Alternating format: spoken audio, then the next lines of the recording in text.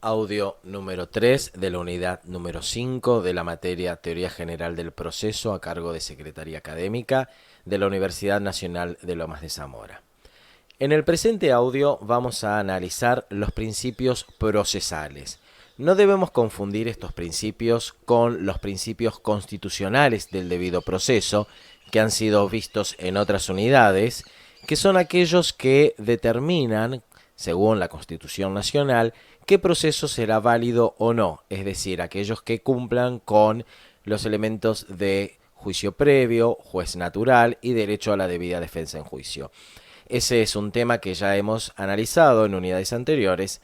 Ahora lo que vamos a analizar son los principios procesales. Los principios procesales son aquellos que le van a ir dando estructura y forma al proceso. Van a ir dando limitación a cómo se va a desarrollar o se debe desarrollar un proceso. Van a ir dando los elementos que debe tener, que debe poseer un proceso para que él mismo sea válido de acuerdo a la ley.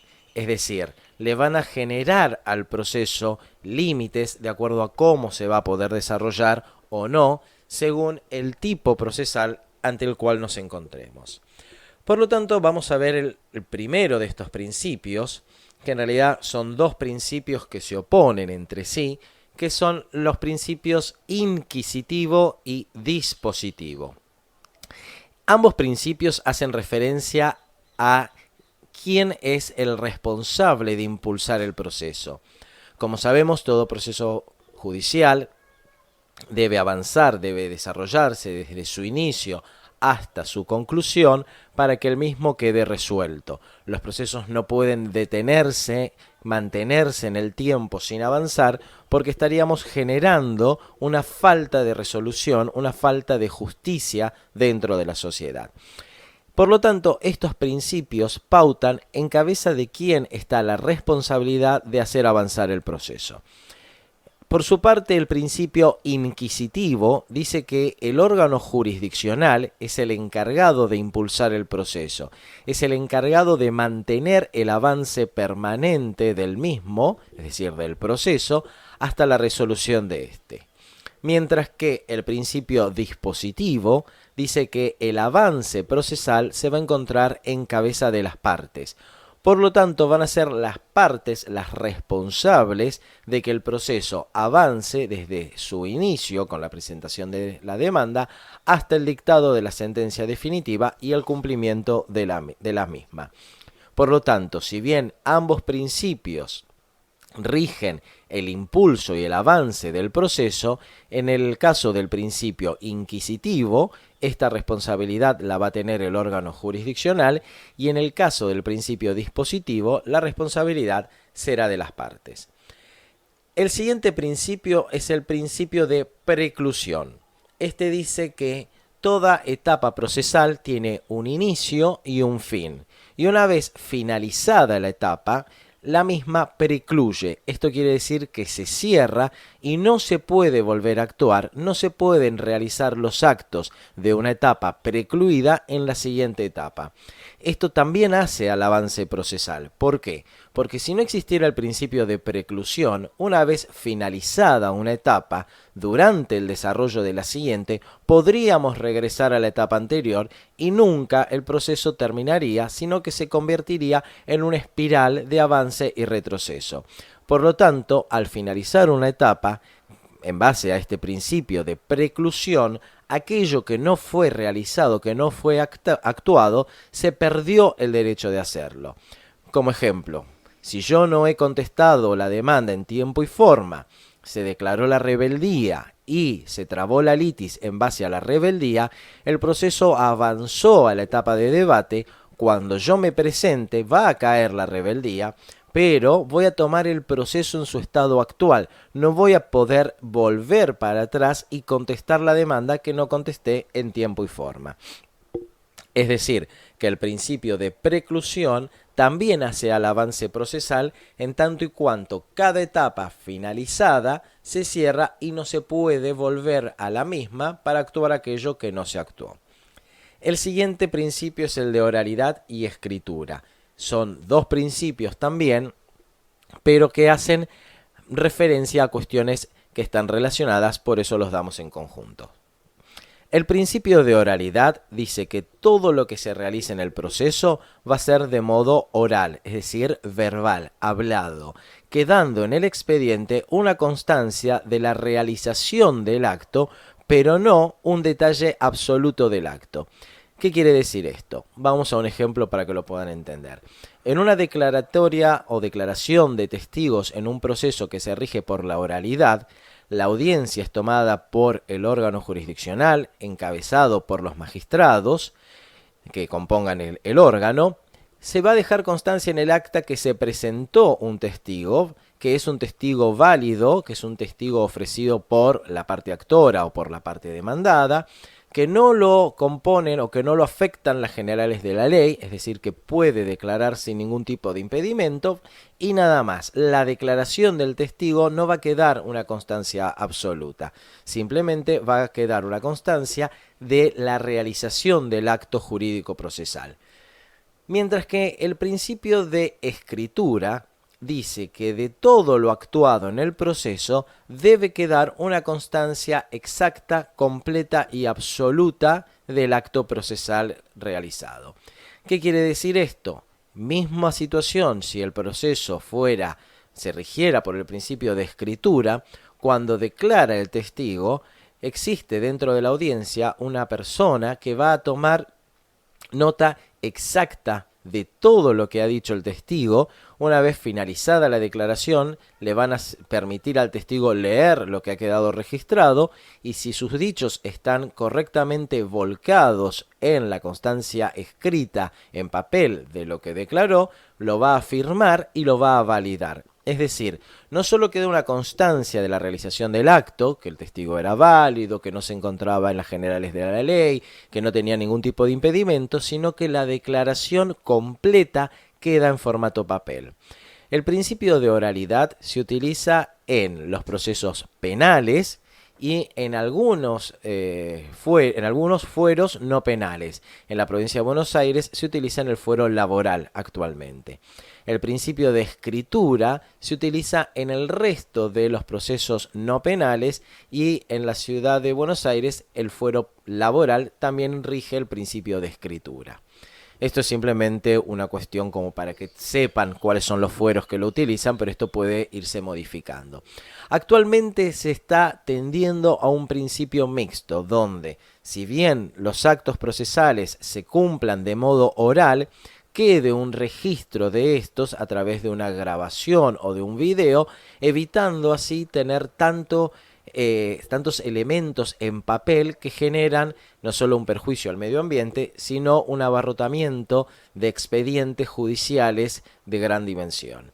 Se está tendiendo entonces a un principio mixto de oralidad y escritura. No hay que equivocarse creyendo que si el principio que rige es el de oralidad, no va a haber nada escrito en papel. Sí, va a haber escrito constancias del cumplimiento de los actos procesales. Asimismo, en los procesos que se rigen por el principio de escritura, los actos van a tener situaciones de oralidad. Como dije hace un momento, el testigo va a declarar, va a hablar, va a contar cómo percibió los hechos. Sin embargo, va a quedar una constancia escrita total y absoluta de la declaración del testigo. El siguiente principio que debemos ver es el principio de inmediatez.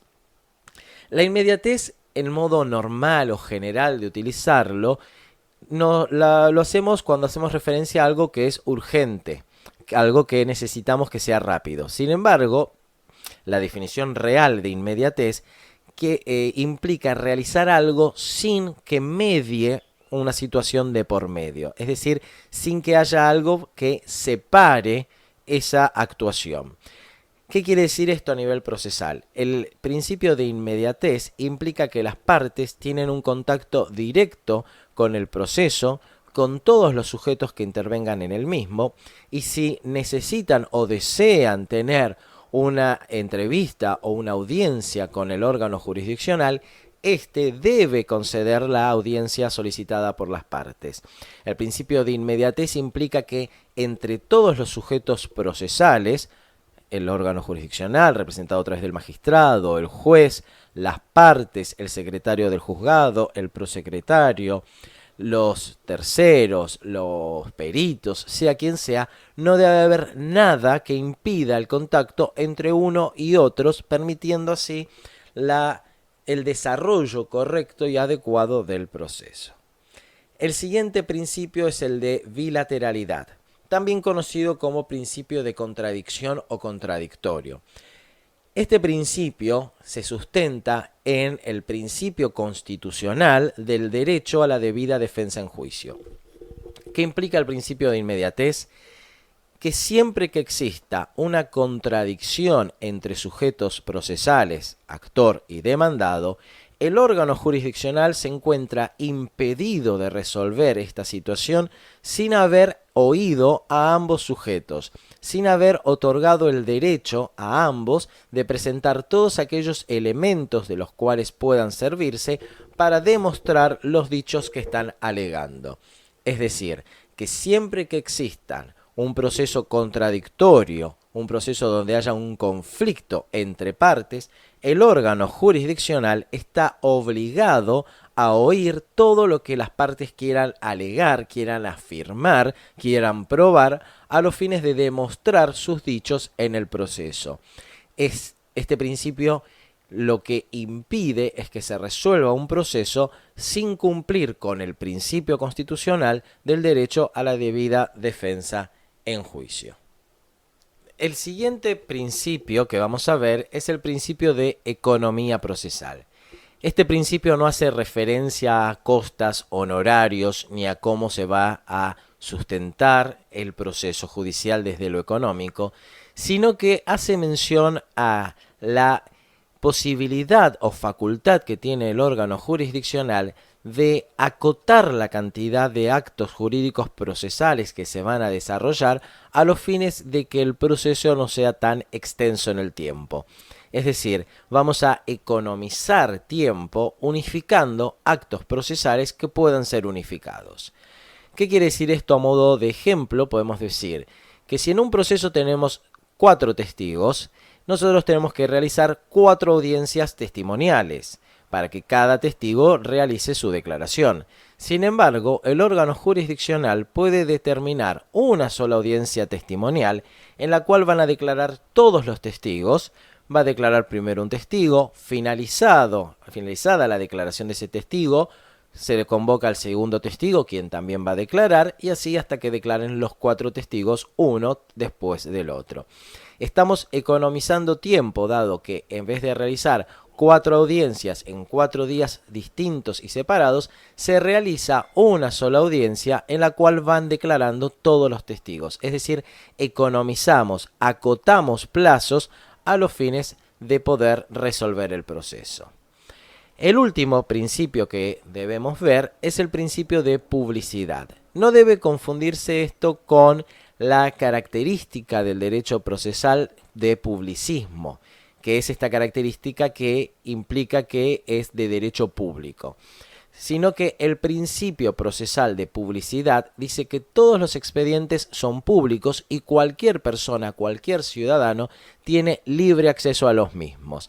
Este principio tiene limitaciones respecto de los procesos de derecho de familia, que no son públicos, son privados, y también aquellos procesos que la ley o el órgano jurisdiccional hayan determinado como reservados, los cuales solo van a poder ser vistos por los sujetos afectados al proceso, las partes, sus letrados o terceros que tengan algún tipo de implicación en el proceso. El resto de los procesos judiciales son públicos y toda persona tiene libre acceso a los mismos. Con esto hemos dado por finalizada la unidad número 5.